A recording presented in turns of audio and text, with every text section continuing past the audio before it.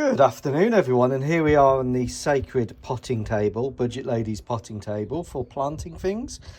And as we know, tables are for displaying models on. And here we have a Antonov AN-74. This is a Special Forces version. This is one of my two Antonov AN-74 models, one to build still in the stash. And this one was a Marmatian coastal patrol aircraft, but since I've moved to Marmatia and done away with it and moved it to Angola, they don't really need the coastal patroller. But my Special Forces do need an aircraft that's capable of operating at -45 degrees, close to +45 degrees C, with robust landing gear, robust everything, engines that don't attract foreign object damage, and short takeoff and landing performance. Now, yes, they could use the Spartans, but one thing the Special Forces community has found is that while they're relying on the A400M, C-17s and the Spartans for moving stuff around, those are also in high demand by every other branch of the forces.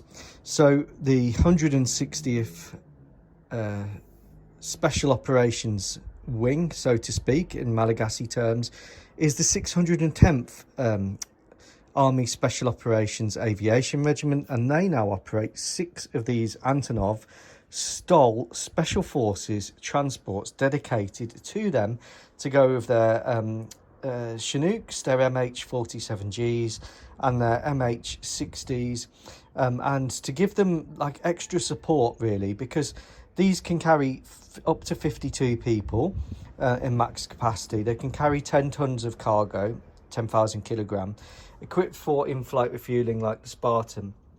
And the difference is the fuselage is not as wide as the Spartan, so you have to break down a 436L pallet. However, you gain so much in terms of short takeoff and landing performance that they are willing to accept that sacrifice. So this is the Toko kit, which is a very rare kit. I've managed to acquire 2 over time. It needs a lot of sanding and a lot of work to get it to even look like this. However, it is a real gem of an aircraft. They absolutely love these aircraft.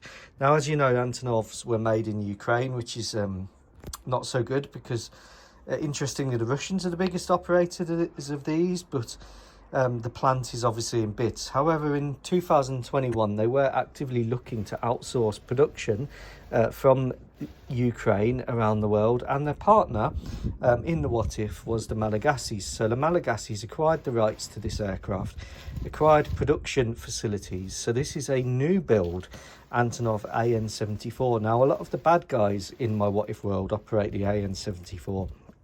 And I'll be doing one possibly in Angolan markings. But I wanted to do a friendly one, a Whatif one that's on our side, so to speak, a good actor. And I used the C27J spare refueling probe because I've got one to build for the Kenyans, and the Kenyans don't have the refueling probe. I've done it in light ghost grey underneath, the Valley-Ho colour. Added these, which are the windows, but done them as kind of countermeasures blobs, and then the kit just builds up like this really. I did it with the doors closed. I've added some countermeasures around it, added the radar underneath from a M28 Skytruck spare and forward-looking infrared. So it's got 2 radars on it, one for nappy earth low-level flying and one for weather and collision avoidance. Yes, it's had a bit of touch-up there. That's common. These Special Forces aircraft are exposed to a hard life, even though they're pretty much brand new. Put the big window on there for the observer. It has a 3-person flight crew on this model. And one of those in Special Forces terms is a Special Forces navigator, because they're flying so low and different flight routes to what anyone else would do. You got the pilot and captain, and then a loadmaster, so 4 crew in total. That's different to the actual one, which I think has floor flight crew, and the Malagasys don't need that because they have computers and digital electronics. The aircraft has a good range, 2,700 miles, I believe, max range. Normally it wouldn't go that far operationally, but you've got this in-flight refueling capability. Of course, range and payload trade-offs, so that's why it wouldn't go that far in actuality, because you'd be carrying stuff. It's able to land on the Antarctic area, able to land in the Kerguelens, able to land and work in Africa with no problems. The engines are out the way of foreign object damage, which is one reason they're up there. And they use the Callander effect on the wing. The whole wing comes back like the YC-14. And this part here hinges up for short takeoff and landing, short landing like a thrust reverser.